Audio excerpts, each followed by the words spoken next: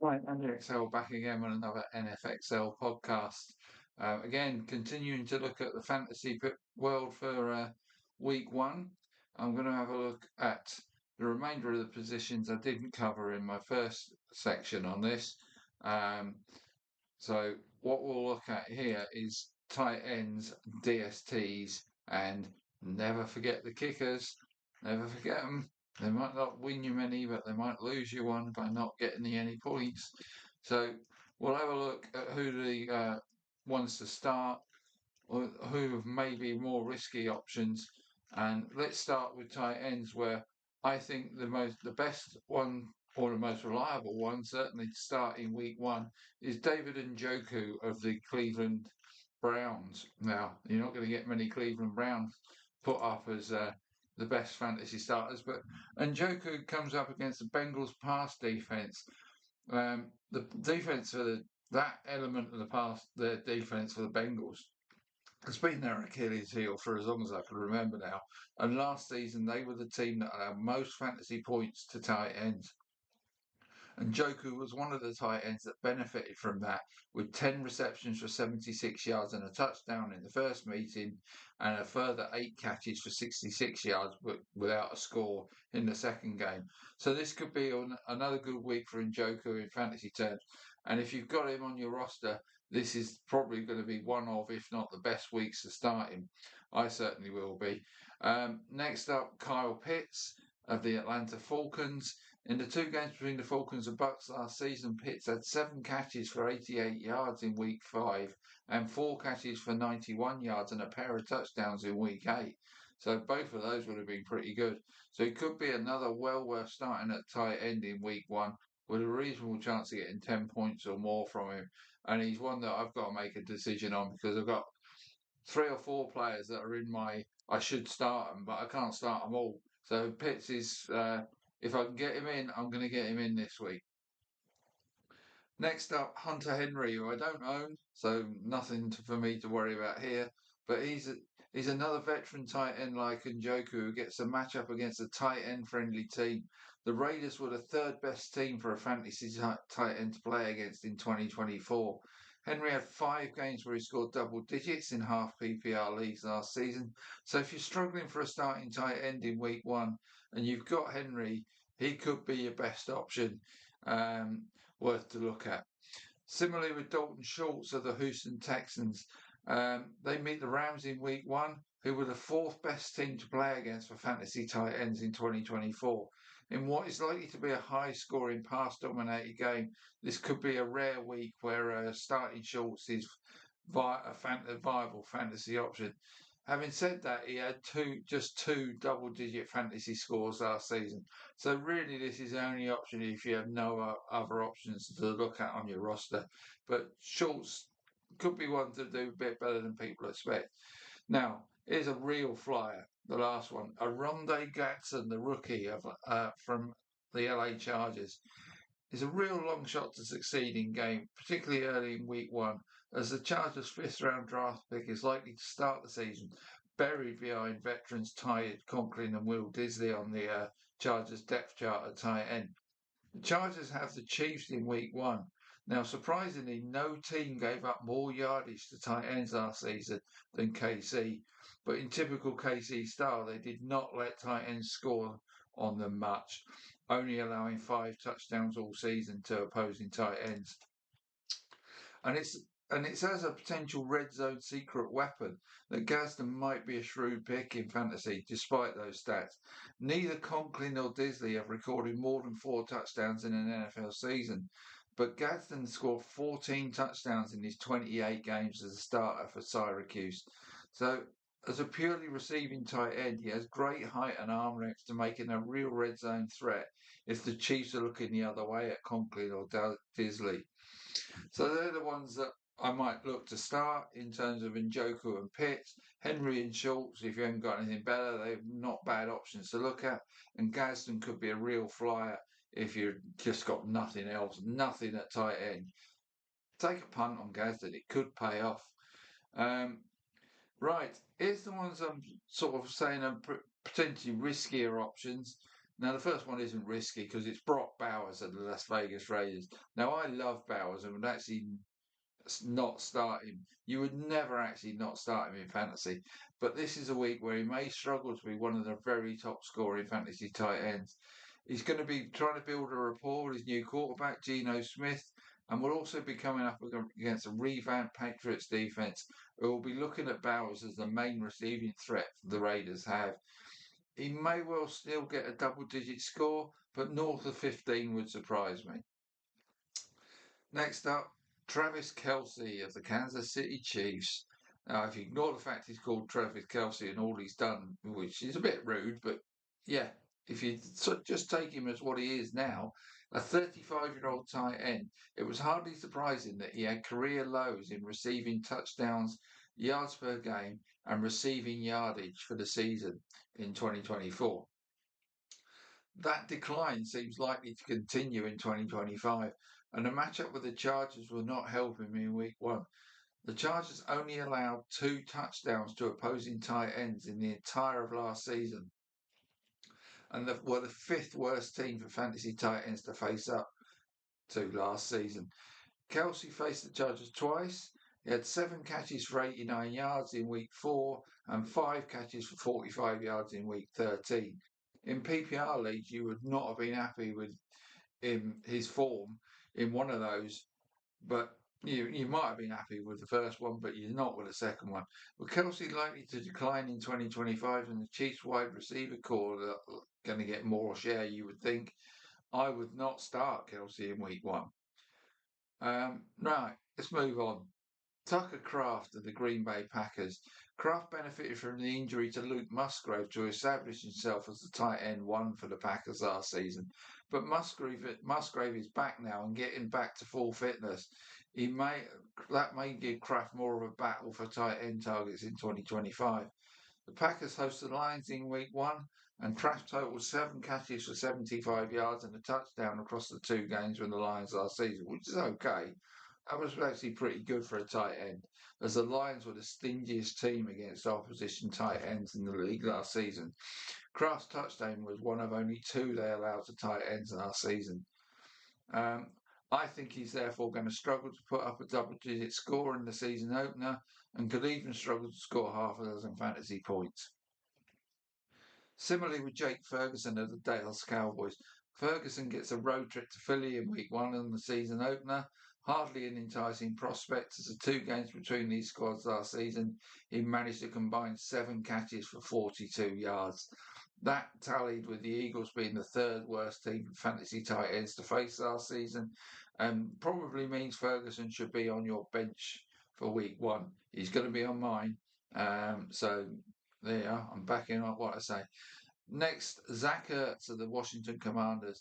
Now, he had a renaissance year for the Commanders last season, but will be a 35-year-old tight end, bit like Travis Kelce.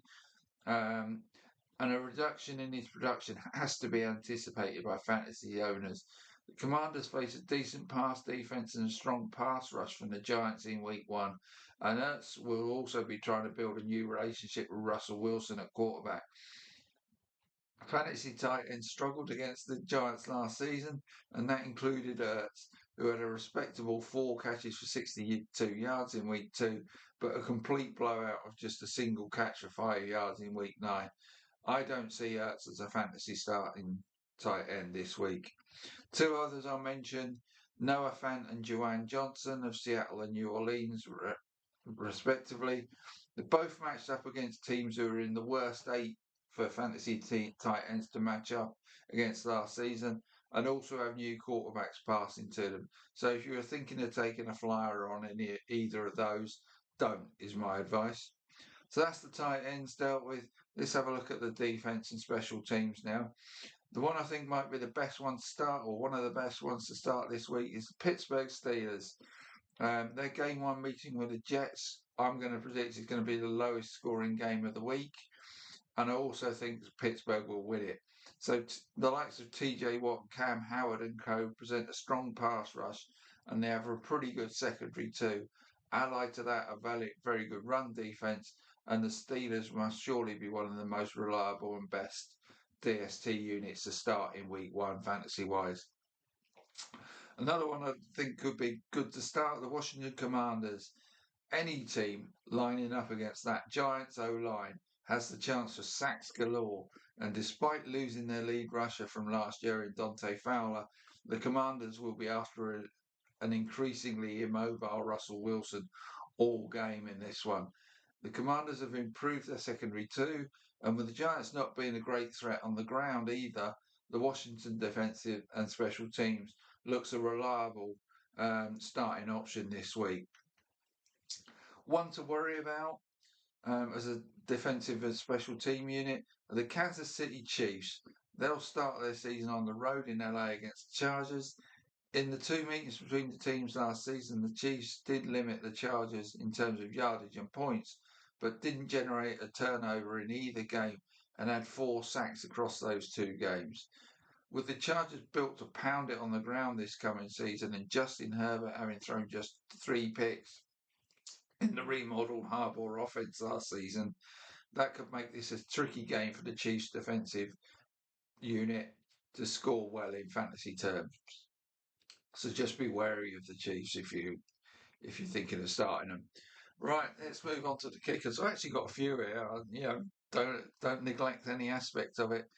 So the ones I think are good starters, and I've got one of them on my fantasy roster, is Evan McPherson of Cincinnati. The Bengals had 33 field goal attempts and 51 extra point attempts last season. Unsurprisingly, that puts them near the top of the league in extra point attempts, but only mid-ranked for field goal attempts. And with their elite level pass offense, they will surely score plenty again in 2025, and a week 1 game against the Browns should present McPherson with lots of opportunities to be one of the highest scoring kickers in week 1. Now I've got Harrison Butker of Kansas City. The Chiefs made 37 field goal attempts last season and just 39 extra point attempts, which is indicative of a red zone of inefficient team. And as they will be up against a strong Chargers defense in week 1, they may have to fall back on field goals more than they would like to in week 1. Not good for them, but potentially good news for Butker in fantasy terms. In the first game between these two teams last season, the Chiefs had 2 field goal attempts and 2 extra point attempts, but in the second game they attempted 4 field goals and just 1 extra point. With a better wide receiver core now back for the Chiefs, they may be able to get down the field, but struggle to convert yardage into TDs again, which again could be good news for Butker's fantasy scoring power. Right, quick sip of drink. Next one I like as a potential for starting fantasy kicker is Matt Gay of the Washington Commanders. Gay really struggled beyond 50 yards with the Colts last season. Now with the Commanders team that had 42 field goal attempts and 47 extra points last season. So the Commanders were a high scoring team last year, but were also towards the top of the league for field goal attempts. Week 1 sees them host the Giants. In the first game between these teams last season, the Commanders scored all 21 points via field goals, only one of them beyond 40 yards. And in the second game, kicked 2 more short field goals and 3 extra points. So Gay could get plenty of short field goal attempts against the Giants to allow him to be a good kicker to start in week 1. Another one I like, Chris Boswell of Pittsburgh. The Steelers made the second most field goal attempts in 2024, and Boswell was 4th in kick percentage made of kickers who played in more than 10 games. They ranked 12th for extra points, and Boswell was perfect for extra points last season. That makes him a good starting option pretty much every week, especially as he booted 13 field goals from over 50 yards last season, which made him joint second in the league behind Brandon Aubrey of Dallas. Week 1 at the Jets is certainly not a mad matchup. Like I said earlier, I think it's going to be a low scorer. Field goals might be vital this. And Boswell is a solid starting option and kicker for week 1. Those that might be, a bit more risky in terms of playing them. One of them is Brandon Aubrey of Dallas. I've already mentioned him once. He was the best kicker for field goals made from 50 yards and beyond last season, and no team attempted more field goals than the Cowboys last season. But against the Eagles, he kicked 2 from 2 field goals in the first game and just a solitary extra point in the second game. So a matchup with the Eagles may be one of the very few games where Aubrey is a questionable starting option as your fantasy kicker. And that could be the case in the first game of this season. Right, next one. Graham Gano of the New York Giants. The Giants made just 28 field goal attempts last season and had just 23 extra point attempts. That was towards the bottom of the league in both categories. In the last 2 seasons, Gano's personal percentage strike rate for field goals is just 64.7% and 81.8% last season. The league average was 84%, so he's been subpar for the last 2 seasons. And so a substandard kicker for a team that does not give many opportunities to the kicker and is on the road against a tough opponent in the Commanders must make Gano a definite no-go as a fantasy kicker in week 1. And finally, the other one I would definitely not start is Spencer Schrader of the Indianapolis Colts. 37 field goal attempts and 36 extra point attempts were what the Colts offense offered for their kickers last season, a variety of kickers. That was 7th best for field goals and top half for extra points. So Schrader may be a decent low-end starting option generally this season, but not this week at home to the Dolphins.